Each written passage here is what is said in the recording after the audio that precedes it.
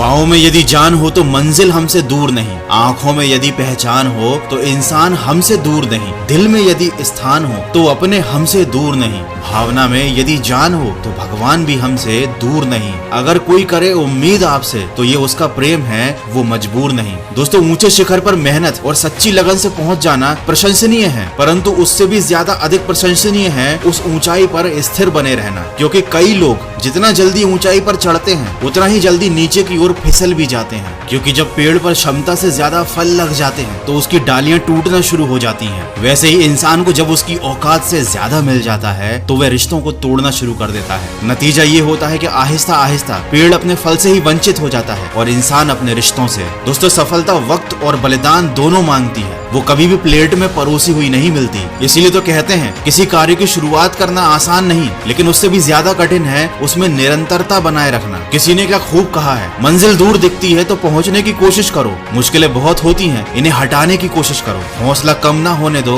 मंजिल हासिल करने की कोशिश करो, उम्मीद खत्म ना होने दो, उन्हें हकीकत में बदलने की कोशिश करो। यदि कोई भूल करोगे और उसे स्वीकारोगे ही नहीं तो वह भूल दोष में बदल जाती है और वही दोष अपराध में बदल जाता है। तो साहस रखिए अपनी भूल को स्वीकार करने का, क्योंकि यही आपकी भूल को सुधारने की दिशा में सबसे पहला कदम होता है। और हमेशा याद रखिए, यदि कोई अपराध इस दुनिया में सबसे बड़ा है तो वो है समय पर अपनी भूल स्वीकार न करना। उदय किसी का भी अचानक नहीं होता, सूर्य भी धीरे धीरे निकलता है और ऊपर उठता है। धैर्य और तपस्या जिसने की है वही संसार को प्रकाशित कर सकता है। जीवन में सबसे प्रसन्न व्यक्ति वो है जो खुद का मूल्यांकन करता है, और दुनिया में सबसे दुखी व्यक्ति वो है जो सिर्फ दूसरों का मूल्यांकन करता है। देखिए, आपसे लोगों की अपेक्षाओं का कोई अंत नहीं है। आप जहाँ पर चूकेंगे लोग वहीं बुराई निकाल लेंगे और पिछली सारी अच्छाइयों को भूल जाएंगे। इसीलिए सबसे सीधा रास्ता तो ये है कि अपने कर्म करते चलो, क्योंकि लोग तो आपसे कभी भी संतुष्ट नहीं हो पाएंगे। न चादर बड़ी कीजिए, न ख्वाहिशें दफन कीजिए। 4 दिन की है जिंदगी, बस चैन से बसर कीजिए। न परेशान किसी को कीजिए, न हैरान किसी को कीजिए। कोई लाख गलत भी बोले तो बस मुस्कुरा कर छोड़ दीजिए।